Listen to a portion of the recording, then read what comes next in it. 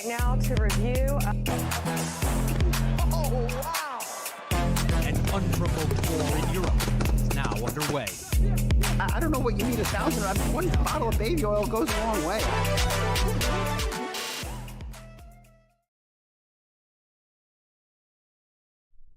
Ladies and gentlemen, welcome to our very first episode of our live stream series called Let's Be Rational. So thank you for joining us. With that being said, here's how this works, is we're going to go ahead and talk about headlines. But not only are we going to give you the latest headlines, the biggest news events since we last streamed, but we're going to tell you why they matter, and we're going to look into who benefited, who's involved, who's impacted. We're going to ask those questions. So without further ado, we got 4 topics we're getting into: business and markets, politics and policy, culture and tech, as well as war and world affairs. So let's jump right into it. First and foremost, let's start with business and markets. Let's talk about some money, shall we? Let's talk about some money. Oh, bear with me here. This is my first time kind of navigating the system. I've tried it out, but I think I'm doing a pretty good job. So if there are any hiccups, please forgive me. Let's get started. All right, here's the headline. Bitcoin is making all-time highs. Crypto bros, you're up again. You're up. So, what does this mean? Well, obviously it means crypto's up, specifically Bitcoin. If you have invested in Bitcoin, you're probably seeing a good gain, a sizable amount from your investments. Now, let's talk about who actually benefits from this. First and foremost, obviously anybody directly involved in Bitcoin. So if you're holding some, you're benefiting, as we talked about. Second, let's talk about the investors, the institutions, the people lobbying for better cryptocurrency policy, as we've seen this administration do. They're benefiting from this. Now, what I have right here in front of us is the chart of Bitcoin. Why? Because, like I said, we're going to ask, what should you do? How should you position yourself? And the first thing I'm going to tell you is actually paradoxical, but don't buy any. At least not right now. Why? Well, first and foremost, you've probably heard the saying, don't buy at the top. And there's a good reason for that. Look at this. This is the top. The way price moves is it ranges, as you can see here. It forms a little bit of a range. A couple fake outs, forms a range. Then it actually breaks out and forms a new range. We're in the breakout point, and it's the end of the week. So we're about to get a weekly candle close here.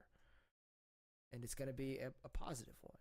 But what happens after positive candles, you could get a couple more. You could have a couple weeks of that rally or not. And it could just go into a long consolidation where it peaks up at the top and comes back and starts building that range. So do I think Bitcoin is going to go up? Yeah, I think it'll probably go up the rest of the year.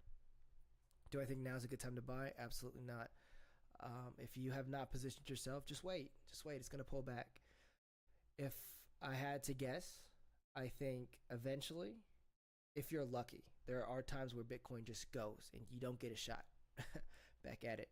If you're lucky, I think you'll get in back at that 111, 112 range. If not, your chance for a good range is probably going to be that 16 to 15 level range right here. It'll probably come back and test that. Or there's a chance that it just takes off and that's it. Now, do your own research, figure out what's worth it for you, but that's the chart.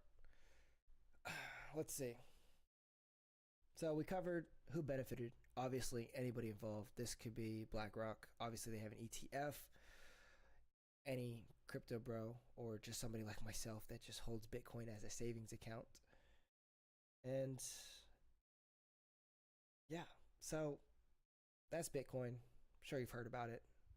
We'll talk about that more. Maybe I'll do a breakdown for the average individual to understand kind of why it's something to consider. let's go into politics and policy. And with this administration, there is always, always something to talk about. So we're going to talk about tariffs. Tariffs. Trump's back. He's back at it. He is implementing tariffs. There were a bunch of pauses, and now apparently they are all going into effect August 1st. Yep, August 1st, at least for some of our major trading partners, some of our nearest neighbors. And, well, what does this mean for the everyday American? It means your prices are going to fluctuate like they have been. It means that you're going to see instability in your prices. Your groceries, they're probably going to keep going up steadily and slowly. They normally don't come back down, so you might have to get used to this price for at least the foreseeable future. Jobs could be impacted if the supply chains are disrupted too much from these tariffs. You're going to see these disruptions work their way around these tariffs.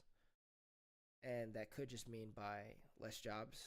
That could mean channeling through other countries to get into the United States. Who knows? But what it also means is that the U.S. is going to get some extra revenue, which is kind of a double-edged sword because, as we can see through the history, our government doesn't really do a good job of spending money. Sometimes they do, but it's like a 50-50. It's a coin toss. So when it comes to these tariffs, there's not too much you can do personally, and there's not too much you should do personally. Unless you're making a big purchase that you know comes from something overseas, you can wait and try to position yourself accordingly. But with all this fluctuation and the change from going to stopping to reinstating tariffs to pausing to extensions, it might not be worth trying to position yourself. Just do what you can, but it's going to fluctuate. You're going to have too much instability. Matter of fact, Liberation Day was what, April? The beginning of April? And we don't actually have one trade deal. I think they announced one, I want to say it was with the EU, or maybe it was... Anyways, it was terrible. There was nothing there. It was just... There was nothing in that trade deal. So we actually don't have anything of substance. And I have a feeling we're going to keep seeing that. So you might see headlines like deals reached, unless they tell you what has happened explicitly.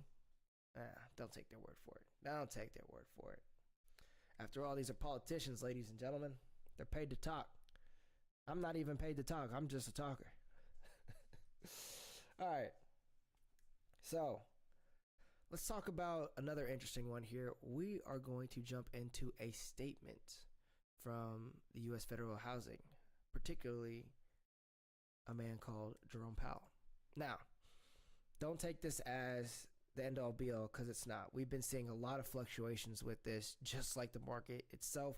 The Trump administration has been aggressively pushing for rate cuts. And when they couldn't get that out of Mr. Powell here, they decided, he needs to go. So, what does it read? I'm encouraged by reports that Jerome Powell is considering resigning. I think this will be the right decision for America and the economy will boom. Well, why does this matter? If you're unfamiliar with the Federal Reserve, I'll probably refer to it as the Fed. The Fed is the money printer. They control the monetary policy. They deal with inflation, and their job is to manage our currency. So with this, if he does leave, you're going to have not only an expectation, but probably a shift in the monetary policy agenda, the inflation management, how they go about it. So, who benefits? Well, first of all, this is speculation, so nobody right now. But if Powell does leave, the Trump administration will significantly benefit. And they're probably in a good position to put somebody that will essentially follow their orders into that seat. Now, traders and hedge funds. If you're banking on volatility or you have some insider information and you're playing that card, then yeah, you'll probably make some good money off of this. Now, who's impacted? Well, this is something that actually impacts the everyday American. We all participate in this debt system. If you have a house, you have a car payments, or if you're looking to get either one of those two things, credit cards, loans, and anything like that, this affects you for good or for bad. If Powell stays, we'll have to see what he ends up doing, whether he folds and caves into this administration or he waits until he thinks he has enough data to make a rate cut. We'll have to see. If he leaves, they put somebody favorable in there to them, favorable to do rate cuts, well, then there's a lot of people that bought houses. And if you didn't get those COVID era interest rates, then you have a high interest rate and you will be looking to go ahead and refinance. So you're going to see that, and that would affect you. If you bought a house recently, you'll look to refinance. So keep your eye out for that. Same thing with car loans. Pretty much if you're making a big purchase, this applies to you. So short term, market instability. Not too much you can do there. Long term, maybe it's beneficial if you have a house to refinance, or there may be a potential recalibration of, like I said, the inflation management system that the Fed is employing. So, enough of the numbers. Let's get into some culture and some technology. Specifically, we're going to get into culture here. This week,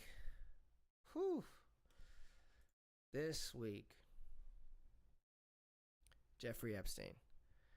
His case was essentially closed. No, not essentially. It was closed by the Department of Justice and the Federal Bureau of Investigation.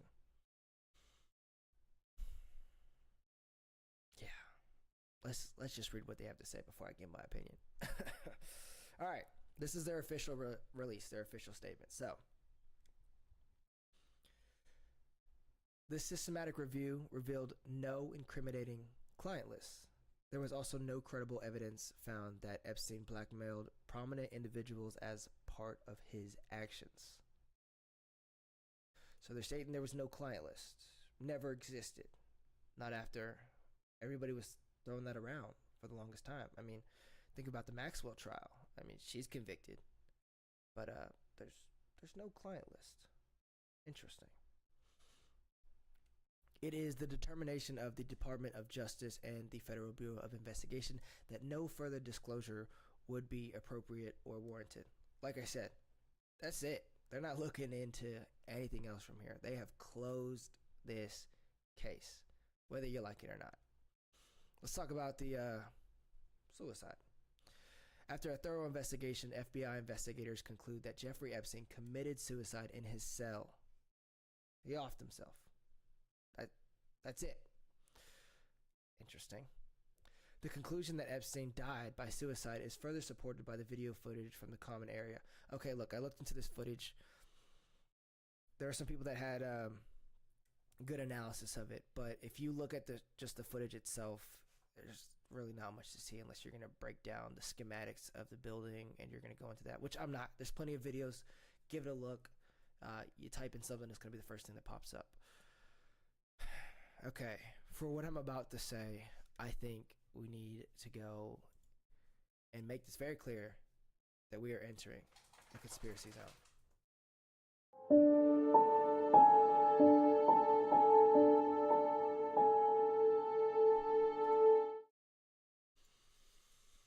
Okay. Okay, so let me just pose a question. Put yourself in this terrible man's shoes for a second. Jeffrey Epstein. I'm arrested. I'm thrown in jail. My associate or alleged associate is convicted. Like I said, all statements about individuals and companies are alleged. Please pay attention. Send a disclaimer too. Anyways, I don't have there's no evidence on me. I don't have a client list. There's nothing to incriminate me here. And I get thrown in jail. So I'm wrongfully accused. Let me pose the question. So if I'm wrongfully accused, and there is no evidence, there's a good chance I'll be acquitted for lack of evidence. Why would I off myself? Personally, that wouldn't be something I'd consider. I'd fight everything legally. I'd wait. I'd wait it out and fight as long as I could, especially if I'm wrongfully convicted and there is no evidence that everybody's been throwing around has been saying is evidence. Very interesting, huh? Now, we're going to go through some clips before I keep diving into this, but let's hear what they have to say about it. This is one of my favorite clips. It was in the intro.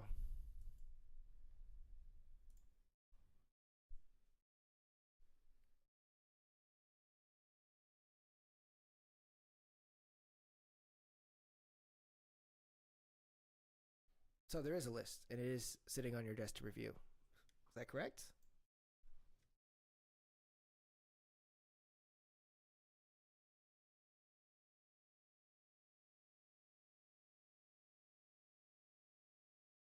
Okay. So indirectly or directly, however you want to classify it, you said that there is something to review. Specifically, this client list was his question. Okay. Maybe you didn't understand the question. What's Trump had to say? Here's an interview with Lex Friedman. Let's just let it play.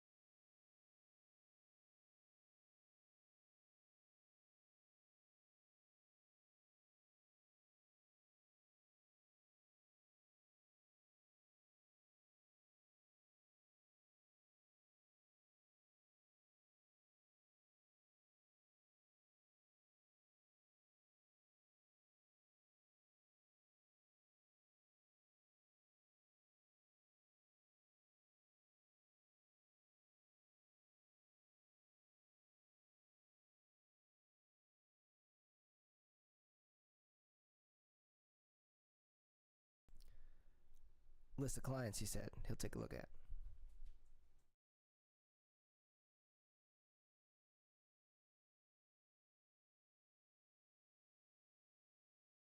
Okay, he goes on to talk about how since Kennedy, the people implicated in his case are no longer around or no longer in those prominent positions, it's a lot easier to get that information out.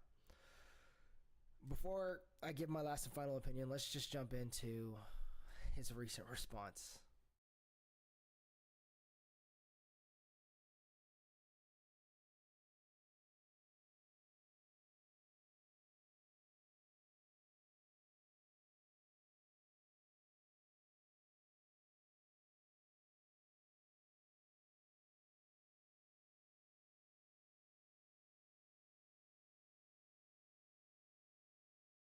So that is a very different Trump than what we had heard prior.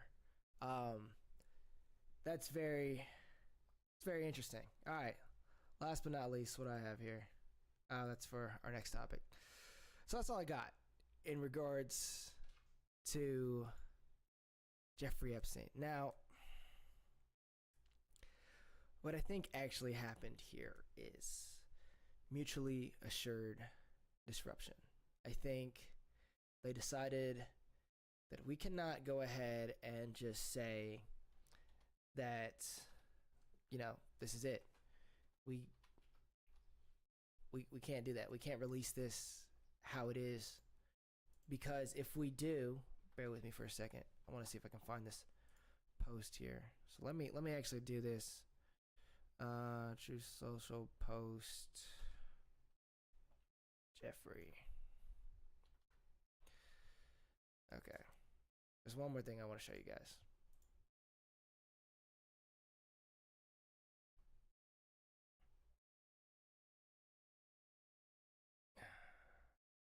Okay. Can I find it? You know what? I bet you it's on X. So let's get his last statement here in regards to Trump, truth, social posts. Okay.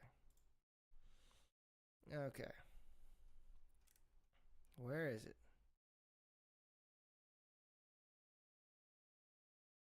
Well, maybe I won't be able to find this.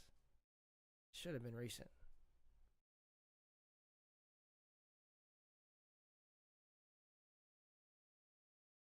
Ah, look at this. He's reposting things. Lovely. This is going to make it easy. If I can find it, he tweets so much. Alright. Doesn't look like I'm going to be able to find it. What a shame.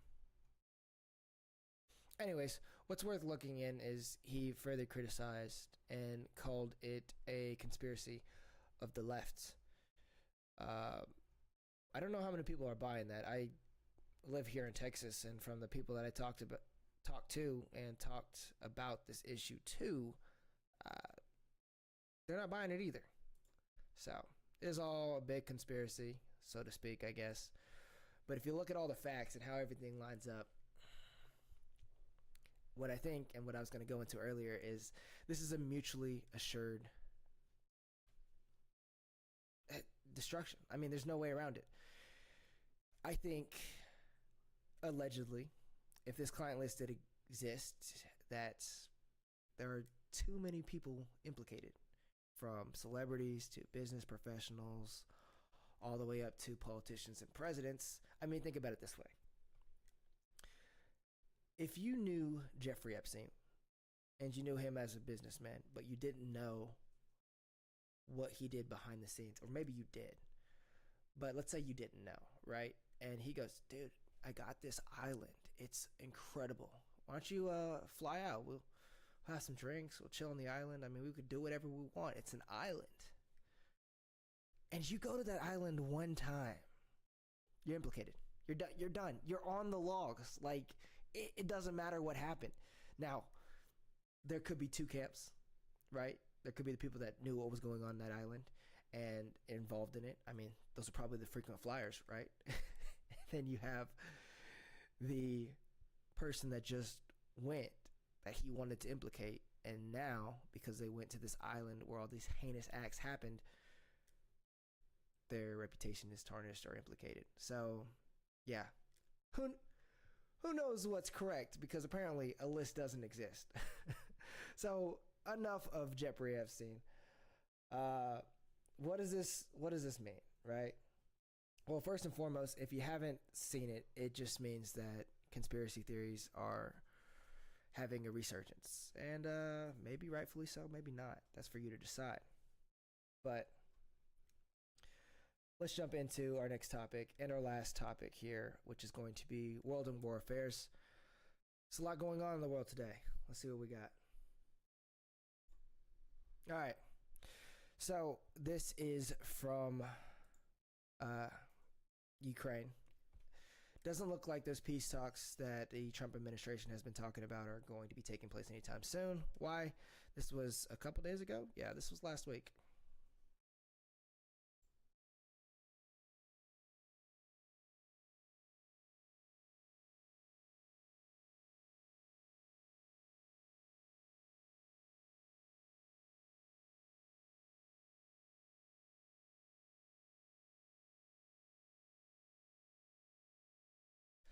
I don't know about you guys, but that doesn't look like peace to me.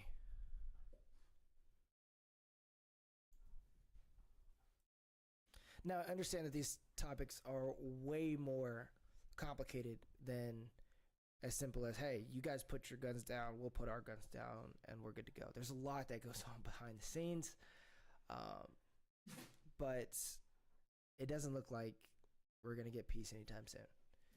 Matter of fact, let's take another look at the map. Hold on, give me a second.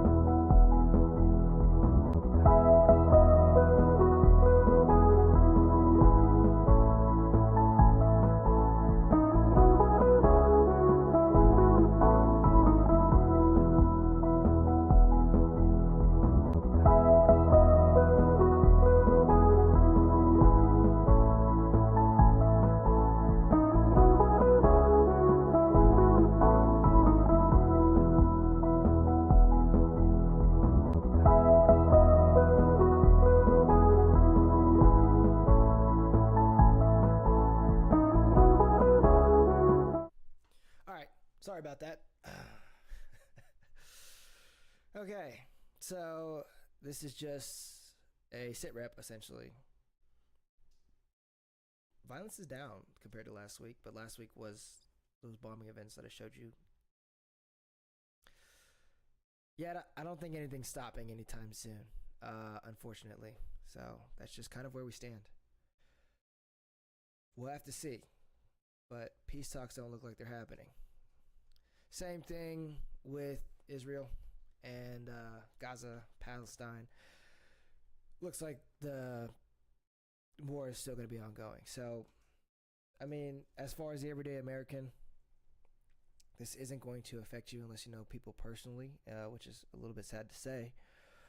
But there will be more supply chain disruptions, specifically for oil and gas. That's mainly for those continents over there. But that's all we got for today, people.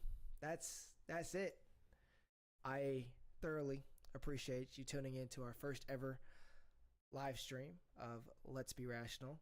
Now look, if you want more information, please follow us on social media. If you can see down there, TCT Daily. That's going to be all of our handles: Instagram, TikTok, X, Threads, you name it, we're there. And of course, we have a website as well. I'll show you guys that real quick.